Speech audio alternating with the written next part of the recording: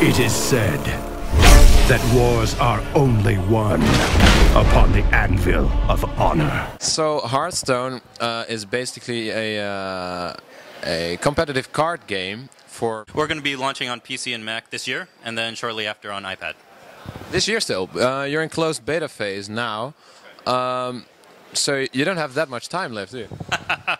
Yeah, the end of the year is coming up shortly, and we're super excited to get it out in front of people. You are having a US-only beta right now. Will there be an international beta coming?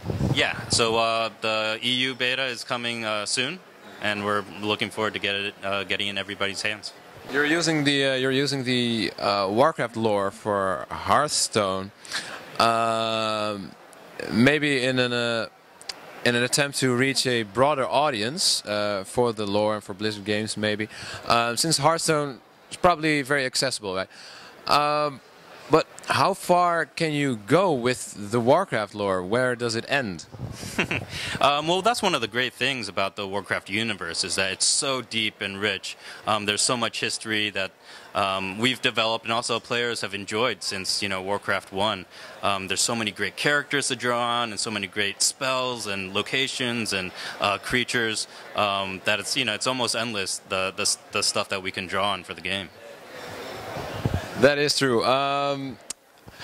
There was a Penny Arcade comic released, I believe, Wednesday, that suggested, or maybe warned against, you incorporating Hearthstone into World of Warcraft. Are you really that vicious? Well, we try to do what's best for the games, and for Hearthstone, we're really focused on making it a standalone, you know, self-contained experience to make sure it's just kind of very fulfilling in and of itself. It's free to play, if I'm not mistaken, but how does paying come into the game?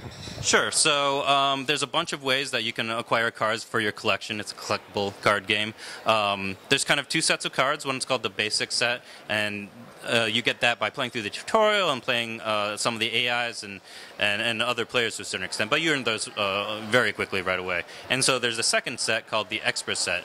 And you can earn those by finishing these quests that we give you, which reward you with gold, and you can get the cards that way, or you can buy those packs of cards. But everything in the game, all the cards you can earn through just by playing for free as well.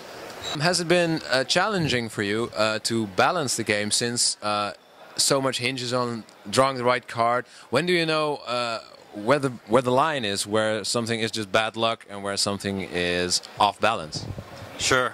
You know, that's definitely a challenge. You know, we have more than 300 cards, all with, you know, really interesting, you know, abilities and attributes to them. And at the same time, we really want to make sure each of the classes feels really good. You know, being a mage feels like a mage. You're blasting things. So we need to really balance all that in addition to kind of the power of the cards. So yeah, it can be tricky, and you just got to make sure that all the cards are interesting all by themselves. They each kind of have their role in the set, and that you can kind of, like, each game is kind of fun and interesting. Some with the luck of the draw, and some with skill. And I think over time, you know, people find the cards that really work for them. If you plan to release for iPad, will it be cross-compatible with other platforms? Could you play on iPad versus PC or Mac? That's something that's really important. We're working on it right now. We know it's an important feature. We don't know if it's going to be in right at launch. Will they all launch at the same time? PC and Mac at the same time this year, and then shortly after on iPad. Okay. And do you buy cards, or can you buy cards for a specific platform, or will they be accessible through all platforms? That's also something that we're working on right now. Hearthstone, Heroes of Warcraft.